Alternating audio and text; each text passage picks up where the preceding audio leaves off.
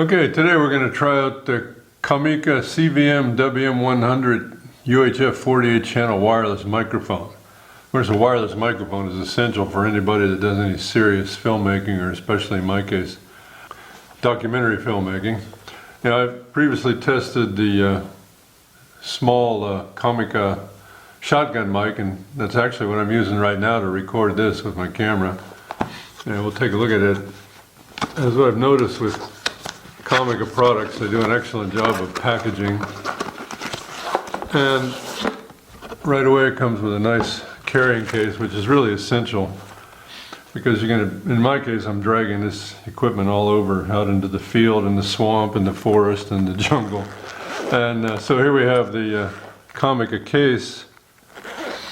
That's a nice soft case with the handle here, and they've got a separate compartment for the accessories, and it's pretty much what you'd expect. The microphone, an adapter for a traditional microphone hookup, a little wind sock, which is something that I use a lot of because I do a lot of outdoors recording and the wind noise is just terrible, and two hot shoe mounts, which is good, and then an adapter cable.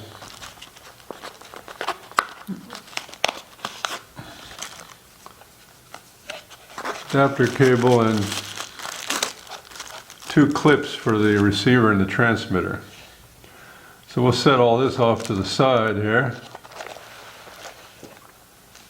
and we'll get this thing together and check it out.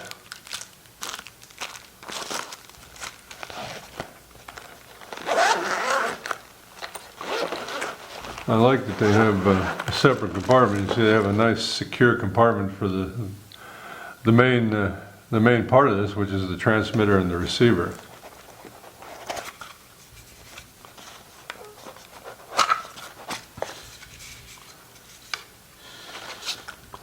So initial impressions are favorable with what looks initially like good build quality and a good carrying case to take them out into the field.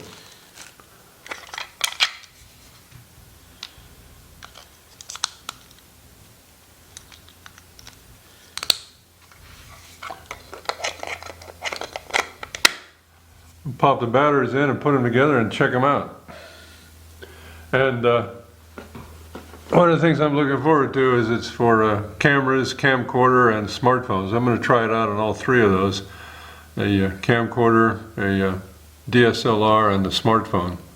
I do more and more video actually with the smartphone. Actually, it makes really good quality video, and it's easy to work with out in the field, especially.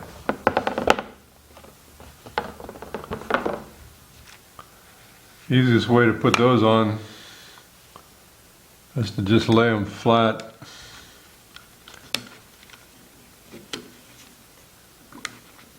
And they pop right in like that. Now this is the receiver. Most of the time I'm going to have the receiver mounted directly on the camera with the hot shoe mounting, which is there's two of them included here. And the majority of the time I'm going to be either wearing the transmitter microphone myself or having it attached to somebody else. Then we'll go ahead and put the receiver on the hot shoe and tighten that down. That's pretty straightforward. A metal mounting bracket for the receiver, and you can leave the belt clip on there. It's not really in the way. So we're all set with that. Lavalier microphone.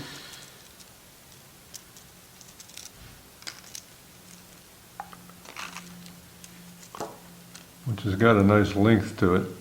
You can either, a lot of times I like to just put the transmitter in my pocket. Okay, each stride that I take is approximately 33 inches, so what we're going to do out here in the vast expanse of the marshland is check this microphone out and see how it goes. Alright, we're running. Let's go. Test.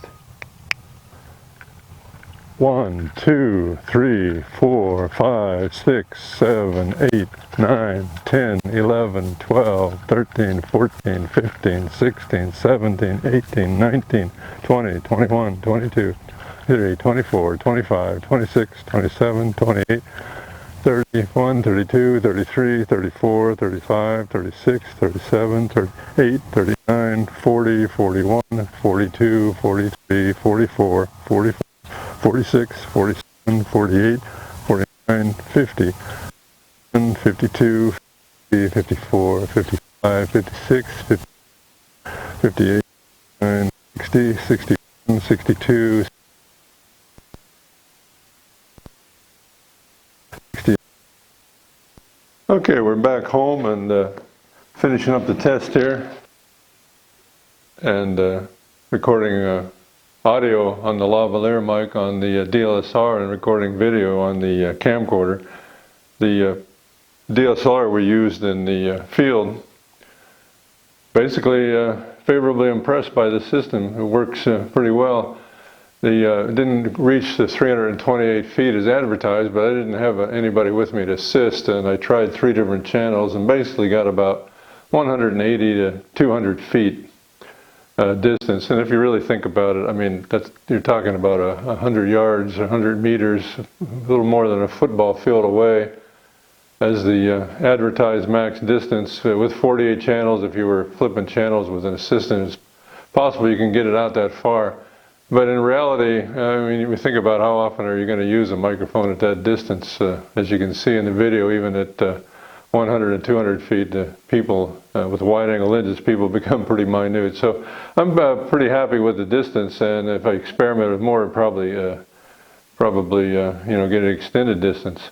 One thing I was really happy with was the quality of the wind cover for the microphone. This is important to me, and it's got a nice attachment to it. If you're out there, running around and you want it really tightly attached, some brands of microphones have wind covers that are prone to fall off and get lost, and these are actually quite expensive to replace overall. So the other thing I want to remind people is, if you want to mute, for example, you hit the mute button, it doesn't mute. It seems like it doesn't mute. The way to mute is you have to unlock, hold this down for a couple of seconds, the select button, and then you can mute the system. So that's just a little trick to remember. The other thing is, of course, you're going to have to experiment with the different filters. Obviously, right now, because I'm very close to the receiver and transmitter, very close, I'm on low RF. I was on high RF out in the field. That'll use more batteries, but you need that to get extended distance. Actually, the controls on the transmitter receiver are relatively simple and straightforward, which is really what you want. And if you have to do any serious mixing and filtering, you want to do that in the studio back home.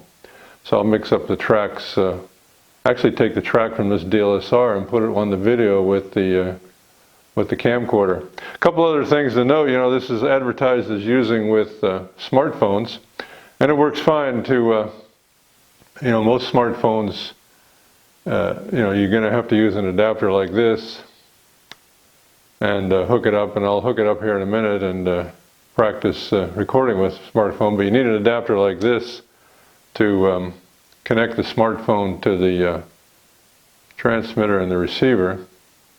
The other thing is just a simple male-to-male adapter is what you need for a line input. For example, I'll hook up the smartphone to the line in on the transmitter and start recording.